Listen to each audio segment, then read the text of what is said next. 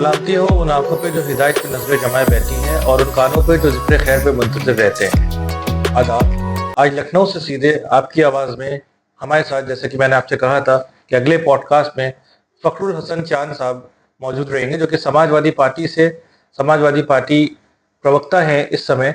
और इनकी राजनीति छात्र संघ से शुरुआत हुई और ये क्रिश्चियन कॉलेज में 2003 से 4 तक के क्रिश्चियन कॉलेज के अध्यक्ष रहे हैं।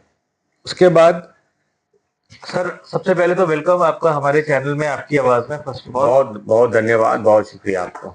सर, आप 2021 से इस पार्टी में प्रवक्ता हैं। तो सर, सबसे पहले अगर हम बात करें तो आप इसमें कैसे इंडल्ज हुए और आप नेताजी के साथ कैसे शुरुआत का सफ़र आपका सर जानना है। देखिए, हम लोग जब छोटे थे और स्कूलों में पढ़ रहे थे, प्राथमिक शिक्षा या उस समय स्कूलों में जब थे, थोड़ी बहुत समझ आई तो हम लोगों के कानों में एक ही नारा गूंजता था कि जिसका जलवा कायम है उसका नाम मुलायम है, जी, जिसने बेशक। कभी ना झुकना सीखा उसका नाम मुलायम है। तो हम लोग शायद नेताजी मुलायम सिंह यादव जी से प्रभावित रहे हमेशा, क्योंकि बचपने से ही नेताजी के बारे में सुनते थे, देखते थे, तो उनके बारे में जानते भी थे।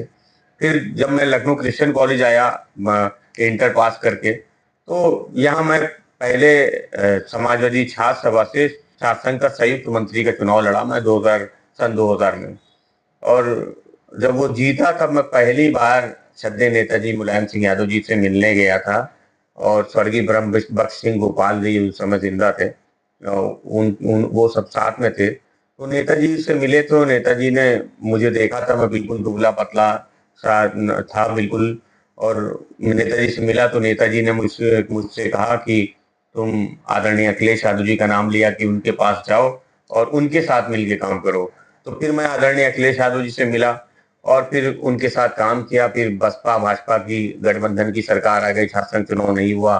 फिर नेताजी ने नारा दिया नौजवानों को कि मैं जिस दिन मुख्यमंत्री बनूंगा और मेरी कलम की स्याही नहीं सूखेगी और छात्र संघों से प्रतिबंध समाप्त हो जाएंगे, तो पूरे उत्तर प्रदेश का जो नौजवान था वो नेताजी के इस नारे पे भरोसा करता हुआ पूरे जितने भी महाविद्यालय थे या विश्वविद्यालय थे उत्तर प्रदेश के, सभी के छात्र लामबंद हुए और नेताजी के उस बयान पे, उस वादे पे सब समाजवादी पार्टी के साथ आ गए। मुझे याद है आदरणीय अखिलेश यादव जी ने 2003 में आपसे मुझे लगता है अगस्त 2003 की बात जी, है, जब एक आंदोलन हो रहा था। आदरणीय मायावती जी वो एक रैली कर रही थी और समाजवादी पार्टी अध्यक्ष आदरणीय अखिलेश यादव जी उस समय जो युवा प्रभारी थे, सांसद भी थे, तब वो लखनऊ विश्वविद्यालय में एक आंदोलन हो रहा था और हम लोगों ने वॉल राइटिंग कराई हुई थी पूरे शहर की। लखनऊ विश्वविद्यालय, क्रिश्चियन कॉलेज से विश्वविद्यालय तक सब वॉल राइटिंग करके दीवारों पे लिखवाया था कि सरफरोशी की तमन्ना अब हमारे दिल में है, देखना है जोर कितना बादमे कातिल में है। तो जो वहां पे जब आदरणीय अखिलेश यादव जी लखनऊ विश्वविद्यालय परिसर पे पहुंचे तो हजारों का मजमा था, हजारों छात्र नौजवान उस समय आदरणीय अखिलेश यादव जी को सुन रहे थे। आदरणीय अखिलेश यादव जी इधर भाषण दे रहे थे, नौजवानों को संबोधित कर रहे थे, प्रदेश सरकार के खिलाफ बोल रहे थे। और जो पुलिस हम सबको घेरे हुए थी, पीएससी पुलिस की निकलने नहीं देंगे, विश्वविद्यालय के आगे नहीं जाने देंगे, दूसरे तरफ आदरणीय मायावती जी रैली कर रही थी और उसी रैली से आदरणीय मायावती जी ने घोषणा कर दी कि हम विधानसभा भंग करने की सिफारिश कर रहे हैं। और वो वहां घोषणा की थी, इधर ये सरकार आदरणीय अखिलेश यादव जी बोल रहे थे, वो गिर गई। जी, और जी, जो पुलिस लाठी डंडे लेके हम लोगों को घेरे हुए थी वो भी ढीली पड़ गई। जी। तो आदरणीय अखिलेश यादव जी का पहला बड़ा आंदोलन था, वो आंदोलन 2 अगस्त 2003 का था। और तब बसपा भाजपा की मिलीजुली सरकार थी, वो गिर गई थी और नेताजी मुख्यमंत्री बने। और नेताजी ने जैसा वादा किया था, छात्र संघों से प्रतिबंध समाप्त हुआ जैसे ही मुख्यमंत्री पद की शपथ ली। और सितंबर 2003 में मैं छात्र संघ का अध्यक्ष चुना गया जी, जी, समाजवादी जी। छात्र सभा से। तो ये लंबा सफर है। हम हमारा ये सौभाग्य है हमारे जैसे लोगों का कि हमने इस जमीन पे उनके साथ काम किया, नेताजी मुलायम सिंह यादव जी के साथ। और हमारा ये भी किस्मत थी हमारी कि आदरणीय अखिलेश यादव जी के साथ काम करने का मौका मिला, आंदोलन में उनके साथ मौका मिला काम करने का, उनके साथ जेल जाने का मौका मिला, उनके साथ हम लोगों को आंदोलन के समय पे सड़क पे बैठने का, धरना देने का, एक दिन में 3-3 4-4 बार उनके साथ गिरफ्तार होने का भी मौका मिला। तो आदरणीय अखिलेश यादव जी एक बहुत ही संघर्षशील, और उनकी उनकी जैसा लीडर पूरे हिंदुस्तान में कोई उनके जैसा कोई नहीं है। बहुत लिबरल हैं, बहुत सहनशील हैं, बहुत किसी का भी दर्द देखते हैं तो उनको अपना दर्द समझ लेते हैं, उसी तरह से वो उनकी उनकी मदद करते हैं। जब सरकार में थे तब भारतीय जनता पार्टी की सरकार ने जब सरकार जाने के बाद कहा कि 100 करोड़ रुपया इन्होंने मुख्यमंत्री राहत कोष से गरीबों को बांट दिया उनकी इलाज कराने के लिए, तो आदरणीय अखिलेश यादव जी ने कहा कि हम सरकार में आएंगे तो आपकी तो 100 करोड़ खर्च किया था, 1000 करोड़ खर्च करेंगे। तो ये सरकार तो गरीबों की थी, समाजवादी पार्टी की आज जरूर मुसीबत है। तो ये तो सफर है राजनीति का, शुरुआत से लेके यहाँ तक आए, पर समाजवादी पार्टी ने मुझे मान सम्मान दिया। 2021 में मुझे समाजवादी पार्टी का प्रवक्ता बनाया और मैं अपनी जिम्मेदारी को निभा रहा हूँ। बिल्कुल सर, जैसा कि आपने अपने सफर की शुरुआत के बारे में बताया, तो जो यूथ है, जो क्योंकि खास तौर से प्रवक्ता ये अपने सपा प्रमुख आदरणीय अखिलेश यादव जी खुद एक युवा हैं और युवा उनसे इतने ज्यादा इंस्पायर हैं और वो खुद युवाओं को भी पसंद करते हैं। तो सर, जो युवा आना चाहें राजनीति में, उनके लिए क्या एडवाइस है आपकी? देखिए, मैं समझता हूँ कि आदरणीय अखिलेश यादव जी, वो उनको देखने के लिए, उनको मिलने के लिए मेरे फोन में रोज हजारों मैसेज आते हैं कि मुझे आदरणीय अखिलेश यादव जी से आप मिलवा दीजिए। जी जी, मेरे फोन में मैसेंजर पे आते हैं, व्हाट्सएप पे आते हैं, इंस्टाग्राम पे आते हैं, जहां जिसको मौका मिलता है वो मुझसे कहता है मुझे मिलवा दीजिए। तो वो ये उनका आदरणीय अखिलेश यादव जी का जादू है, मैग्नेट है, जो लोगों को खींचता है अपने तरफ। और उसका सबसे बड़ा कारण है, मैं बार बार इस बात को कहता हूँ कि उनकी कमजोरी, उनकी ताकत यही है कि वो बहुत लिबरल है, और लोग उनसे जब मिलते हैं तो उनके हो जाते हैं, उनसे फिर दूर नहीं जा पाते। मैं आईटी कॉलेज सर गया था एक स्टोरी कवर करने के लिए, तो वहाँ की जो छात्राएं थी उन्होंने भी मुझसे बस एक ही बात कही कि रिक्वेस्ट है कि सर से, हमने कहा कि अभी मैं तो उस लेवल में अभी मैं स्ट्रगल कर रहा हूँ, अगर हुआ तो बिल्कुल सर से कहूंगा कि एक बार आईटी कॉलेज की तरफ भी रुख करे। तो सबका यही रिक्वेस्ट थी कि सर की एक झलक के लिए आईटी कॉलेज के लिए आदरणीय अखिलेश यादव जी ने बड़ी मदद की थी। जब सरकार थी समाजवादी पार्टी की जी, तो मुझे याद है वहाँ का कुछ लीज का भी मामला था। जी, और कुछ मामला जब लखनऊ मेट्रो बन रही थी तो पिलर का भी मामला था। एक पिलर आईटी कॉलेज के अंदर जा रहा था, जो कि इंजीनियर ने तय किया था पहले वो उस मैप में। जी, तो उसको भी, क्योंकि गर्ल्स कॉलेज है, प्रतिष्ठित कॉलेज है, इस लखनऊ विश्वविद्यालय से पुराना कॉलेज है, तो आदरणीय अखिलेश यादव जी ने हमेशा शिक्षा को आगे बढ़ाया है। वो चाहे बेटियों की शिक्षा हो, हमारी बहनों की शिक्षा हो, उनके लिए काम किया है, उन महिलाओं की सुरक्षा के लिए भी काम किया है।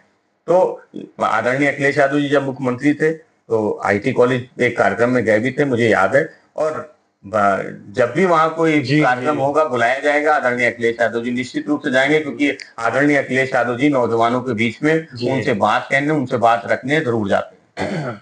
सर, यहाँ पे हम आपसे क्वेश्चन स्टार्ट करते हैं कि सर, सबसे पहले अगर ये तो एक बहुत आपने जो बातें बताई, आपने अपनी जर्नी की बात बताई, और अभी जैसे कि इतनी बड़ी बात है कि वो एक महिला भाजपा की, जिन्होंने उनका पुतला, वो सारी चीजें, एक्टिविटीज हुई, वो करा, उसके बावजूद भी वो वहां पे गए, उनको देखा, ये बहुत बड़ी बात है। लोग मैंने पहले ही इस बात को कहा कि वो बहुत लिबरल हैं जी, और जब किसी को दर्द में देखते हैं तो वो उनको अपना दर्द महसूस करते हैं।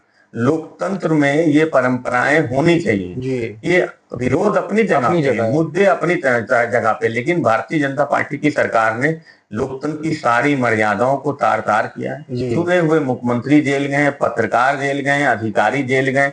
आज जो भी सरकार के खिलाफ है वो सरकार के रडार पे जी, और जो सरकार के साथ है वो एजेंसियों के भी रडार से बाहर। तो ये बिल्कुल साफ है कि ये जो लड़ाई है, और जो आदरणीय अखिलेश यादव जी ने जो लड़ाई लड़ रहे हैं संविधान को बचाने की, लोकतंत्र को बचाने की, उसके साथ साथ लोकतंत्र की जो मर्यादाएं हैं, जो परंपराएं हैं, उसको भी आदरणीय अखिलेश यादव जी निभा रहे हैं। और जिस बात को पूरे देश ने महसूस किया, केवल उत्तर प्रदेश में इस बात की चर्चा नहीं हुई, इस बात की चर्चा पूरे देश में हो रही है कि आदरणीय अखिलेश यादव जी उस भाजपा की महिला विधायक से मिलने पहुंच गए, जो विधायक उनका ही जलाने में बहुत बड़ी बात है। तो जहां पे भाजपा की सरकार अपने खिलाफ लिखने पे जेल भेज दे रही हो, जिस सरकार में उनके कार्टून बना दो या उनके खिलाफ कुछ और कर दो, कोई वीडियो या कोई पोस्ट कोई नौजवान कर देता है, कोई बच्चा कर देता है, बहुत नासमझी में कर देता है, उसको जेल भेज दे रहे हो। उन हालातों में आदरणीय अखिलेश यादव जी लोकतंत्र की मर्यादाओं को, परंपराओं को निभा रहे हैं, जिंदा रखे हैं। तो मैं समझता हूँ कि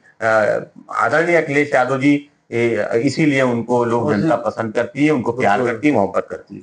सर, यहाँ पे मेरा एक क्वेश्चन है आपसे कि राष्ट्रीय विस्तार, नेशनल एक्सपेंशन की अगर हम बात करें तो समाजवादी पार्टी का फोकस मुख्य रूप से उत्तर प्रदेश पर रहा है। क्या पार्टी को यूपी के बाहर अपने बेस को बड़ा करने का कोई स्पेसिफिक प्लान है? देखिए आदरणीय अखिलेश यादव जी, आपको याद हो 2014 के 24 के लोकसभा चुनाव से पहले सामान्य विचारधारा वाले दलों को एक करने के लिए अगर किसी ने सबसे पहले प्रयास किया था तो आदरणीय अखिलेश यादव जी ने किया था। कश्मीर से लेकर कन्याकुमारी तक समान विचारधारा वाले राजनीतिक दलों से मिलने का काम अगर किसी ने किया था, आदरणीय अखिलेश यादव ने भी किया था। और उसके बाद से समाजवादी पार्टी अपने संगठन को लगातार विस्तार देने का काम कर रही है। हम दूसरे प्रदेशों में अभी जहां जा रहे हैं, अपने संगठन का विस्तार कर रहे हैं, अपने संगठन को बना रहे हैं। तो सब कहीं भी जाने से पहले उस संगठन का विस्तार जरूरी होता है। महाराष्ट्र में हमारे पास संगठन मजबूत है, वहां चुनाव लड़ते जीतते हैं। मध्य प्रदेश में समाजवादी पार्टी के पास संगठन है, राजस्थान में संगठन है, उत्तराखंड में संगठन है, दिल्ली में संगठन है, बंगाल में संगठन है, आसाम में संगठन है। तो संगठन तो समाजवादी पार्टी का है, संगठन का विस्तार भी हो रहा है। और हम समझते हैं कि आदरणीय अखिलेश यादव जी के नेतृत्व में समाजवादी पार्टी राष्ट्रीय पार्टी जल्द बन जाएगी। बिल्कुल सर। और ये सब पीडीए जो है अपना पिछड़ा दलित अल्पसंख्यक, इसका नारा जमीन पर कितना प्रभावी है और इसको लेकर के आगे की क्या मतलब रणनीति है? देखिए पीडीए मजबूत हुआ है, एकजुट हुआ है। वो इसीलिए तो आज आप देख रहे हैं केशव प्रसाद मौर्य जी, ओम प्रकाश राजभर जी, संजय निषाद जी लगातार ट्वीट पे ट्वीट, सवाल पे सवाल दाग रहे हैं, क्योंकि वो उनकी खिसियाहट है, घबराहट है। सब जानते हैं कि पीडीए एकजुट हो गया है। अगर आप जो है कुशवाहा समाज की बेटी हो, किसी और पिछड़े समाज की बेटी हो, जहां उसके साथ अन्याय हो रहा हो, ये पिछड़ों की राजनीति करने वाले केशव प्रसाद मौर्य जी कहाँ थे? ये ओम प्रकाश राजभर जी, संजय निषाद जी कहाँ थे? ये क्यों नहीं जाते हैं? ये क्यों उन पिछड़ों के दर्द को नहीं समझते, उन बेटियों के दर्द को नहीं समझते, उन परिवारों के दर्द को नहीं समझते जो जिन्होंने अपनी बेटी को खो दिया? तो ये जो लोग हैं, जो लोग पिछड़ों के नाम पे राजनीति करते हैं, लेकिन पिछड़ों के हक अधिकार पे खामोश हो जाते हैं, आरक्षण के नाम पे खामोश हो जाते। क्यों?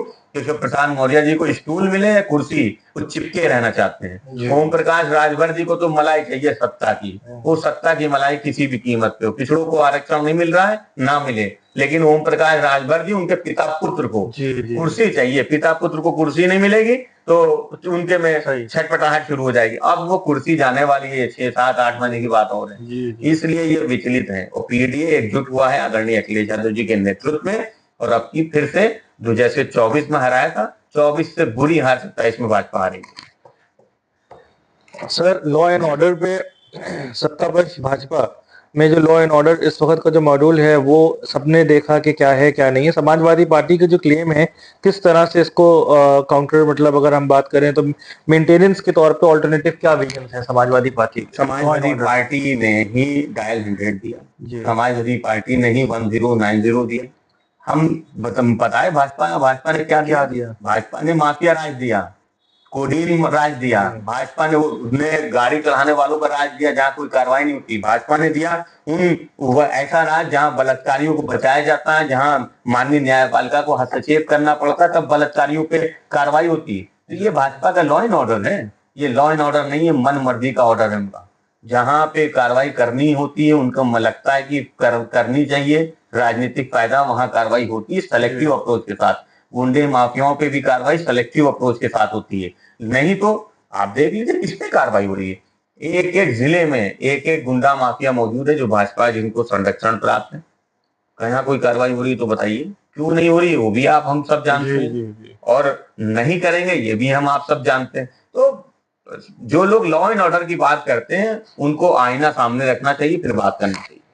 कांग्रेस के साथ जो रिश्ते हैं आपके इस वक्त क्या रहेगा? गठबंधन और चुनावी ताल्लुकात जो रिलेशंस रहे हैं कितने मजबूत हैं, और सीट शेयरिंग और ग्राउंड लेवल कोऑर्डिनेशन पर पार्टी की क्या अनुभव रहा है और क्या रहने वाला है? देखिए आदरणीय अखिलेश यादव जी ने पहले ही इस बात को कहा कि कांग्रेस के साथ मिलकर हम 2027 का विधानसभा चुनाव लड़ेंगे। जी। और इसलिए ये कोई सवाल इस पे है नहीं कि इस पे कोई सवाल उठाया जाए कि इस गठबंधन होगा नहीं होगा। तो सीटों का बंटवारा भी उतने ही इत्मीनान से हो जाएगा जैसे 2024 में हुआ था, 2027 में भी उतना ही इत्मीनान से हो जाएगा। और गठबंधन आगे भी बढ़ेगा, जैसे 24 में जीता था 27 में भी उत्तर प्रदेश में जीतेगा। भारतीय जनता पार्टी को हराने के लिए पूरी तरह से पीडीए और पूरा विपक्ष आदरणीय अखिलेश यादव जी के नेतृत्व में एकजुट है और एकजुट होकर भारतीय जनता पार्टी को हराएगा। सर, अभी मैं ग्राउंड रिपोर्ट्स अपनी कर रहा था कल लखनऊ में, और इससे पहले भी मैंने फर्स्ट यूनिट पी की। तो अलग अलग लोगों के विचार हैं और काफ़ी बातों से सहमत है जनता। मगर सर, उसके साथ साथ जो विपक्षी लोग हैं उनका कुछ ये भी कहना है कि पीडीए ही एक मेन उनका कह सकते हैं स्टंट और सारी चीज़ें कि समाजवादी पार्टी पे कि अखिलेश मतलब आदरणीय अखिलेश यादव जी का पीडीए को लेकर के बात बार बार होती है। देखिए, अगर पिछड़ों के साथ उत्तर प्रदेश में अन्याय हो रहा है जी, तो कौन आवाज उठा रहा है? अगर उनके परिवारों के साथ कहीं अन्याय हो रहा है, कोई अपराध हो रहा है, जी, तो वहां पे कौन जा रहा है? पीडीए एकजुट हो रहा है जिस तरह से 24 में एकजुट हुआ था आदरणीय अखिलेश यादव जी के नेतृत्व में, उसी तरह से एकजुट होकर और मजबूत और मजबूत और मजबूत हो रहा है। इसलिए भारतीय जनता पार्टी और चिंतित और चिंतित और चिंतित हो रही है। चिंतित हो रही है। और इसलिए हम उनकी चिंता को और बढ़ाएंगे और बढ़ाएंगे और बढ़ाएंगे और इसी तरह से 2027 में पीडीए मिलके भारतीय जनता पार्टी को साफ कर देगा। उम्मीद करते हैं सर बेटर ऑप्शंस के लिए, जैसा कि आपने कहा। सर, बहुत बहुत शुक्रिया आपकी आवाज़ से जुड़ने के लिए। सर, आपकी आवाज़ के व्यूअर्स को कुछ कहना चाहेंगे? बहुत बहुत बधाई आपकी आवाज के व्यूअर्स को, और इसी तरह से जुड़ते रहिए। ये सच की आवाज है, ये हमेशा जहां भी कोई घटना होती है पहुंचते हैं। हमने हमेशा इनको देखा है, विकास नगर की घटना में भी ये बहुत बढ़ चढ़ के इन्होंने वहां पे कवरेज की। तो आप सब इनके चैनल को सब्सक्राइब कीजिए, इनसे जुड़िए, और आपको बहुत बधाई, शुभकामनाएं। सर।